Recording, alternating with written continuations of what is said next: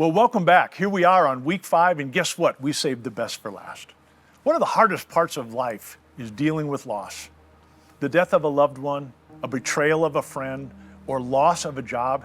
It could even be realizing that a dream you've held close may never happen. Those moments are gut punches. There doesn't seem to be any path forward or even hope for the future. But I want to remind you, there is always hope. We can trust that God will use the hard parts of our life and He will turn them into beautiful gifts. The sacrifices that we make in this world aren't for nothing.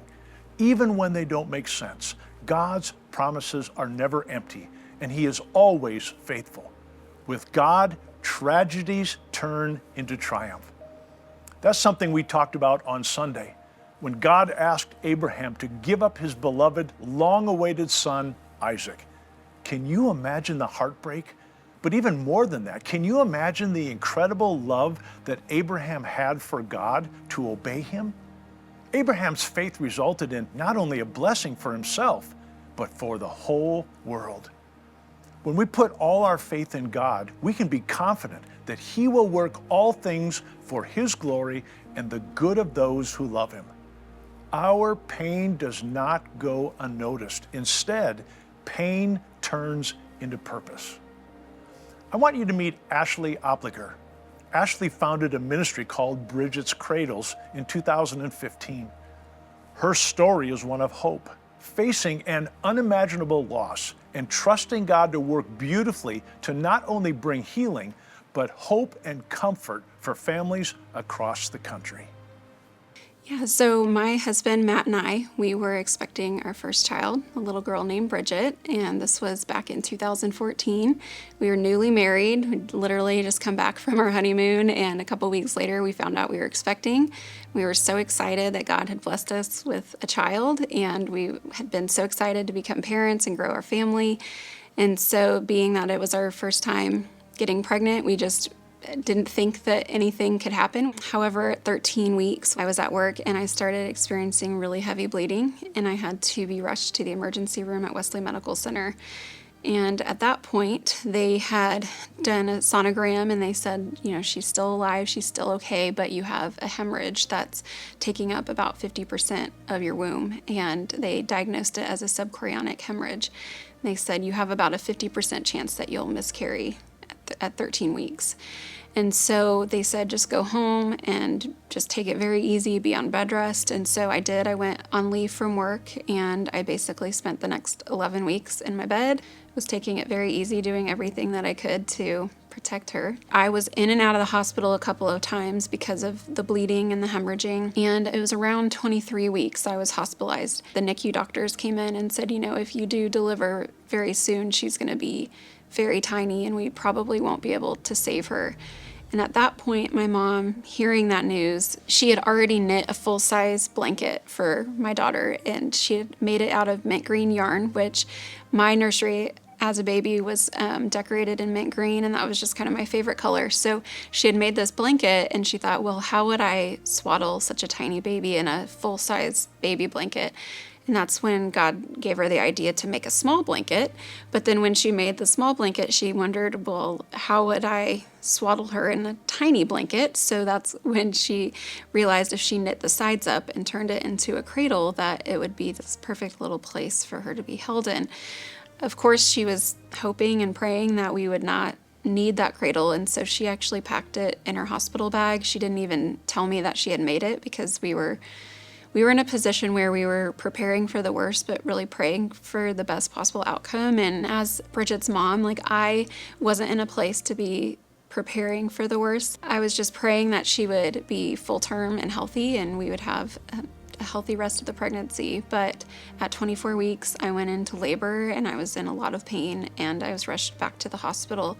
And at that point, they said, you're in labor. There's nothing we can do to stop the labor. And she was delivered stillborn at 24 weeks, 5 days.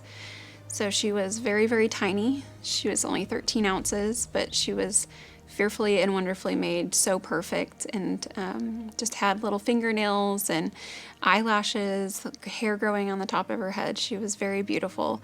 But the hospital blanket, the big hospital blanket that they have, they swaddled her in it, and she just kind of got lost in that.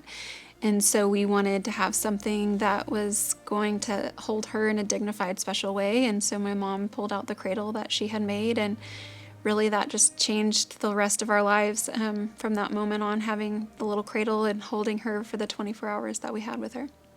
So in the hospital, when we got to spend the 24 hours with her, we were just holding her, singing to her, lifting her up and giving her kisses. The nice thing about the cradle is that it just gave us a way to like pass her to family members. Both of our families came to the hospital and got to hold her and love on her, which was so meaningful that our family got to meet her and have those memories with her. And so in the hospital at that moment, we didn't really realize what God was doing aside from comforting us in our grief and the pain that we were experiencing. It was just a few weeks after when we got back from the hospital, and I was actually in her empty nursery, and I was just crying out to God in the fetal position on the floor, just saying, God, I believe that Bridget's in heaven because you are the Messiah, that you died and rose again, and that, this is the way to heaven. And because you've made this way for me to be saved, I will get to see my daughter again. And that moment really just changed everything for me. I was already a follower of Christ, but for me at that point, it was this moment of full surrender of saying, okay, God, if I'm going to lean on my faith and believe these things to be true, then I want to be all in and do whatever you ask me to do. And so in a lot of ways, I feel like that was the moment for me that the ministry was born on her nursery floor. But of course, God had orchestrated so many things even before then. And so what happened was my mom was a postpartum nurse at Wesley. She still is, but she was working there. And so the staff that saw the cradle and saw Bridget in the cradle, they said, we have never seen anything like this. We have all these babies that are stillborn in the second trimester of pregnancy, and we're putting them in washcloths and in basins, and this is not dignifying to these precious little lives. And we really love the cradle. It's functional, but it's dignified, it's beautiful, and you can get pictures and you can hold the baby in such a special way. So would you be willing to make more? And so my mom started making a lot more and supplying them to Wesley, and a local news station here in Wichita heard about what we were doing, and they wanted to do a story. And so in my mind, I thought, well, maybe we can help the other local hospital down the street if we can get more people to help my mom make them. But of course, God had bigger plans than that, and he orchestrated for that news story to be aired nationwide on other TV stations and then get picked up by Yahoo, and it went viral, and all of these hospitals across the country said, we need this as well. And Knitters and Crocheters heard about it and said, we want to help you in this. And so within a couple months, I had resigned from my career as a speech pathologist and quit my job to do ministry full time, and got a P.O. box, got a lawyer, turned it into a 501c3 nonprofit, and really the rest is history. So we ended up starting the nonprofit ministry in her empty nursery. That room that we had been preparing for her, it ended up being our first little headquarters space, and quickly we outgrew that room. We had cradles, coming into that room in my office space, and then it ended up taking over our entire basement. And then in 2018, we ended up being able to find a space, the space that we're in right now, and we moved in, and we've been in here for the last 5 years. And in that time, God has grown the ministry from just helping our local hospital, Wesley Medical Center, to now helping over 1,400 hospitals in all 50 states. We send out over 30,000 cradles and memory keepsakes to bereaved families across the country every single year. So at Bridget's Cradles, we believe strongly in the verse 2 Corinthians 1 verse 4, and how when we have been comforted by God in our grief and in our troubles, that we then take that same comfort that we've received from God and we comfort other people. Because truly, I always talk about how the cradle was a comfort that lasted 24 hours. We had it, we held her in it, it was a blessing, it gave us peace, but after I left the hospital, that cradle, it wasn't a comfort anymore because I was still separated from my daughter. And the hope of the gospel is an eternal comfort. It's one that we have this hope that leads us through the rest of our lives and for eternity. And so we feel so strongly about sharing the cradles as comfort, but more importantly, the gospel, because that's the only comfort and the only true source of healing that we can have, knowing that we will get to see our babies again. And so I believe so strongly God is a God of redemption. That's who he is. He makes beauty out of ashes, and he brings purpose from pain. And that's what he's done in my life and in so many other lives of women and families that have been part of our ministry. Is when you surrender your grief, he's going to use it for good and for his glory.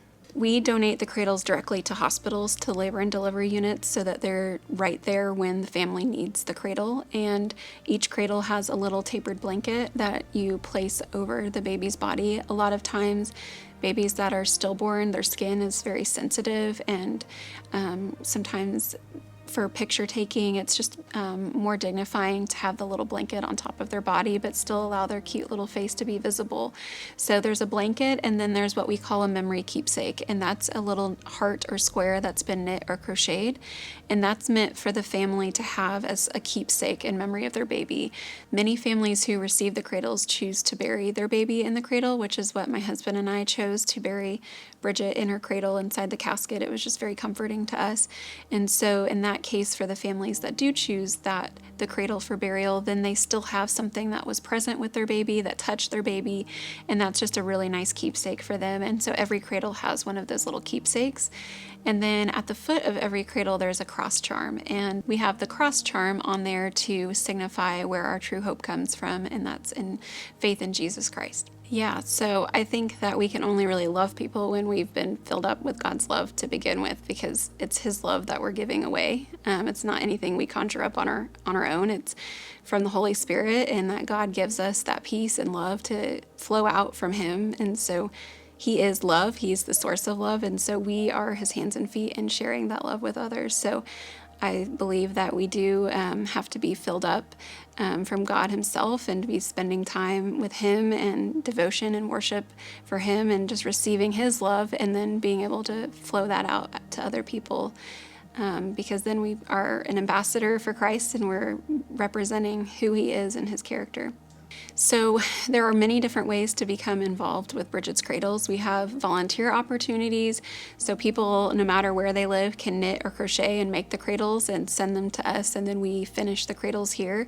If you're local to Wichita, Kansas, then you can work on sewing the cradles, or if you can't sew, like myself, you can help tag the cradles. We have many other volunteer opportunities administratively that people can help with at our headquarters or even from home.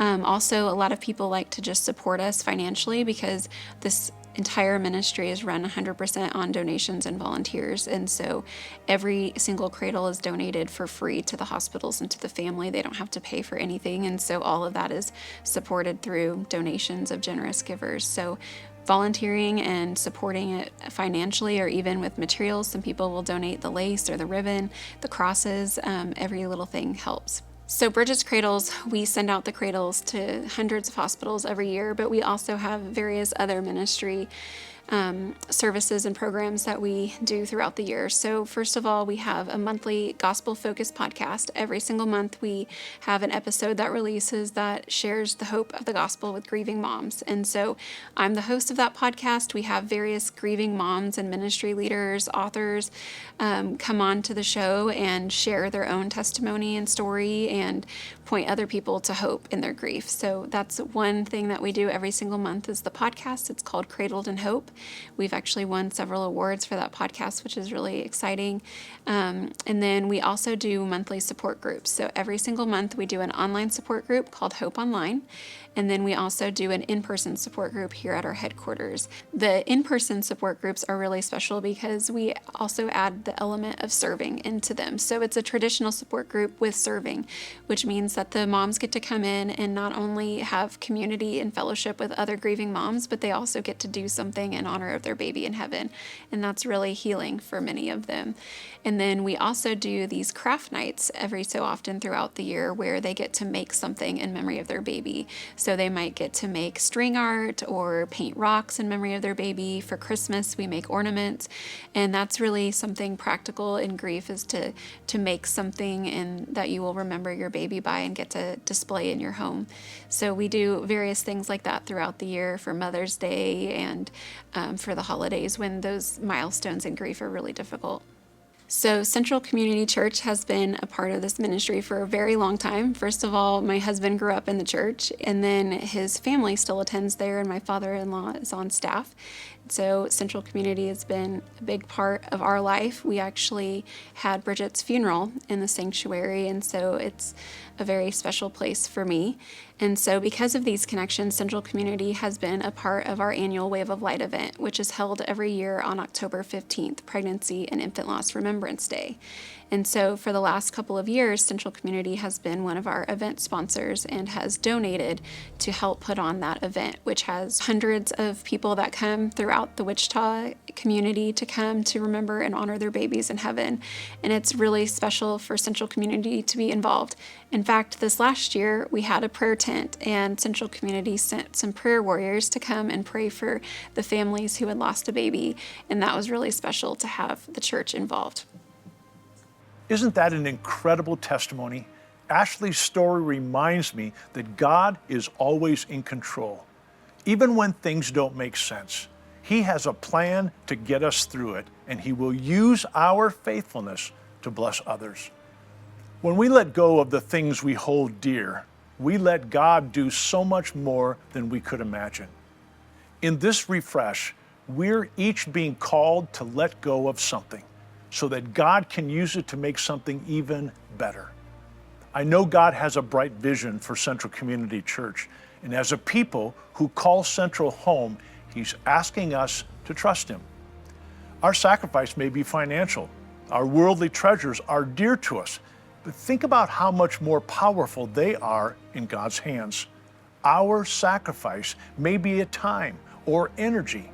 Building new structures, programs, and ministries takes work, but it is always worth it in the end. Or our sacrifice may simply be seeing things change. Change is hard, especially when we already love what surrounds us. But can you trust that God can take that which is good and make it great? In your time together, I want you to spend some time discussing sacrifice. What is something that you've released into God's care because you trusted He would take care of it? How are you feeling called to give to the Refresh campaign?